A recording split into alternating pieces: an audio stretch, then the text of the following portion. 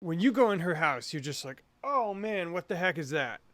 But when you ask her about it, she's like, I don't smell anything. If we're used to playing with the metronome on the beat and feeling everything in relation to that, we're not as perceptive to the nooks and crannies and the flaws in our time as we would be otherwise.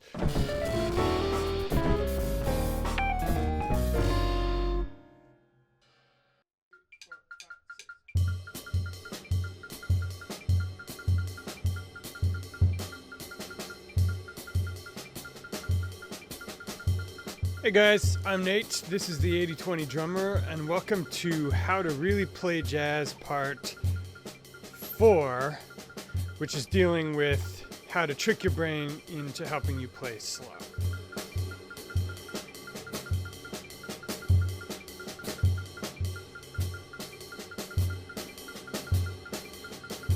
So in this lesson, we're going to talk about one of the common mistakes that jazz drummers make and how to use a brain hack to fix it. A lot of us try to play slow, and a lot of us slop it up at slow tempos. And the reason why is there's more space to fall into, so there's nowhere to hide. Now, in How to Really Play Jazz Part 3, I covered one angle to attack this slow playing from, which was to think of it as a fast jazz waltz. Today we're going to cover another one which has been super effective for me in the last couple months, and that is using 3/4 time as a basic template and feeling the slow 4 as it relates to the 3. Let me just spool you a little example here. Roll tape.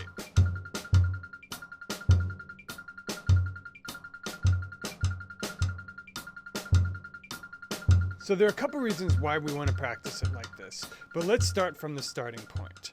What we want to do is improve your pocket. And when I talk about pocket, I talk about every note you play is in that magical seam between the parts of the beat so that it'll feel great. Bass players will know how to lock up with you and people will want to play with you. And it's no surprise that slow tempos are one of the toughest places to do this. And one of the reasons is that we get used to hearing beats where we're used to hearing them. Think about it if you have an aunt or a grandmother who has a ton of cats. When you go in her house, you're just like, oh man, what the heck is that?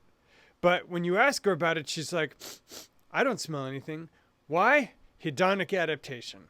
It's a word that means ancestrally our brains are wired for nuance, not chronic exposure. So you notice the cats when you first go into the house, but you don't notice them after you've been living there for 3 years, especially if you never go out. If we're used to playing with the metronome on the beat and feeling everything in relation to that, we're not as perceptive to the nooks and crannies and the flaws in our time as we would be otherwise. So the hack is we're going to feel the tempo in 3 instead, but we're going to play the same things.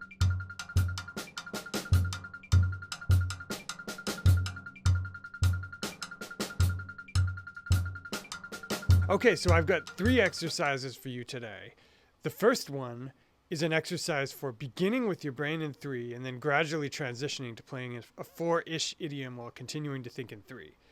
The second exercise is an exercise in starting in 4, but keeping your brain in 3 and checking yourself in 3. And the third exercise is a methodology you can apply to any slow swing idiom in 4 and revert it to that 3 to check yourself. So let me play the first exercise. I'm going to start with a basic beat in 3. And this beat's kind of implying 4 underneath it anyway. Now I'm going to shift the hats to the dotted quarter, where it would be on the offbeat in 4. And finally, I'm going to shift the right hand to a ride cymbal pattern that would make sense in the 4, but I'm going to keep my brain in the 3. And just to make sure, I'm going to transition back to the 3 at the end of this.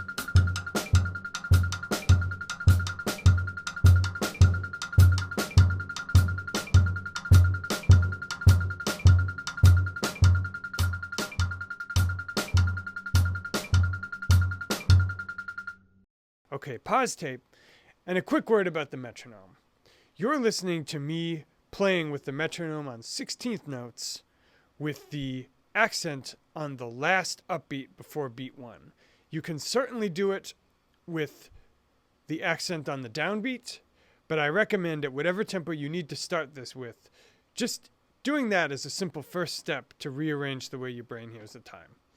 Okay, for you advanced folks, I'm now going to show you what this would look like with the way I practice it, which still kicks my ass, which is the metronome on 16th offbeats in 3 with the accent on the 16th upbeat. Here's that same exercise with the metronome there.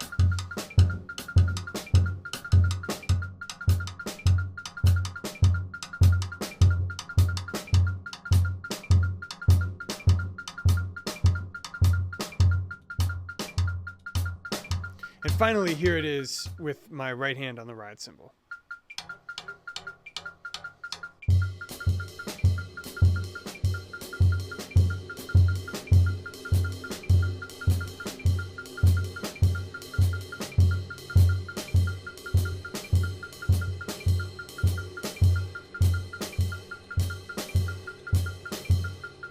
Okay, so that's exercise 1, and you can certainly practice that for as long as you need, but I want to move on to the next exercise, which is a template to start with a beat that feels like it's in 4, although we're counting it in 3, and then add back the elements of 3. So here's that beat, first with the metronome on 16ths. 1, 2, 3, 4, 5, 6.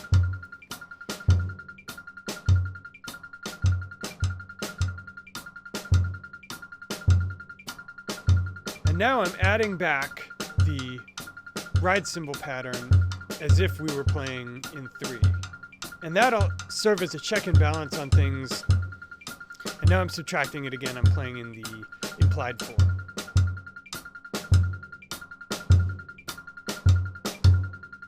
Okay, let me show you that whole sequence with the metronome on 16th offbeats for you advanced guys.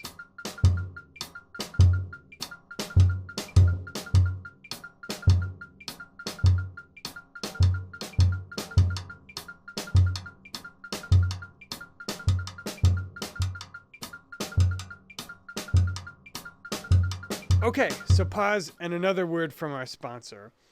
Why are we practicing this anyway? So yes, I can learn to play 4 when I'm thinking in 3. How does that help?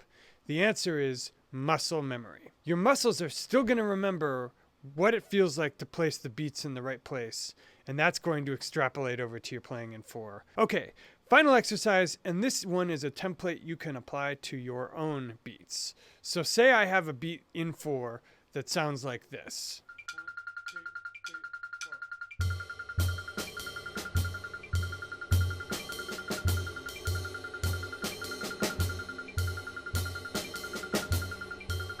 4. So say I've got a beat in 4 that sounds like that, and then I want to apply this exercise to it to kind of pixelate it and come at it from a different angle to make it more in the pocket.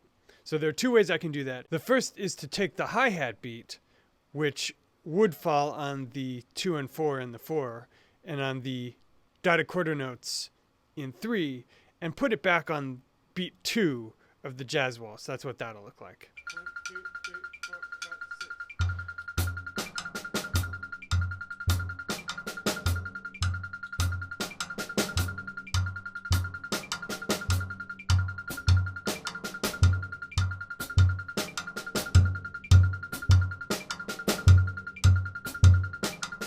So I can do that, and I can transition back and forth between the hats on the dotted quarter and the hats on the quarter. And that lets you dip a toe into playing in 4, but really keep your brain anchored in the 3.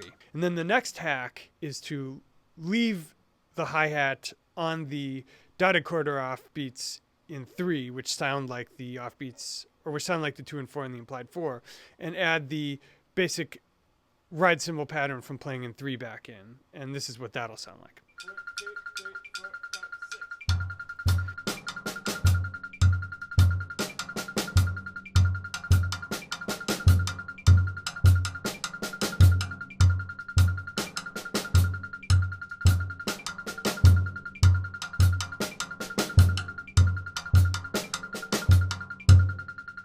Okay, so those are 2 methods you can apply to your own beats in 4 to kind of scramble your brain.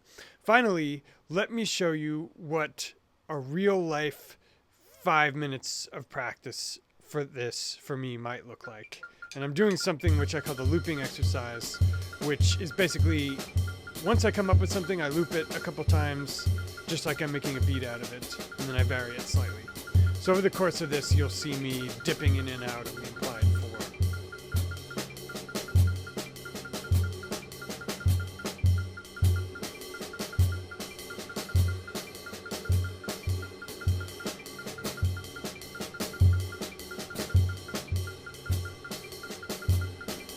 Alright, so that's the way it looks. Hope you guys enjoyed this one. It will be transcribed for you at the link below.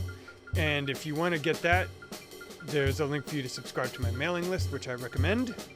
Also, if you've dug this lesson and you're interested in more content from me, like triaging your playing as a whole, teaching yourself to hear yourself as you really sound, and addressing the 3 most common weaknesses that are holding most drummers back, click on the little link, which you'll see at the bottom left hand of the screen, called the 80/20 Roadmap. It's $5. It'll get you started on a bunch of stuff. And if you're interested later, it's got options for you to look at some of my other programs. Guys, it's been a lot of fun. I'll be back soon with another lesson. Nate from the 80/20 Drummer. See you soon.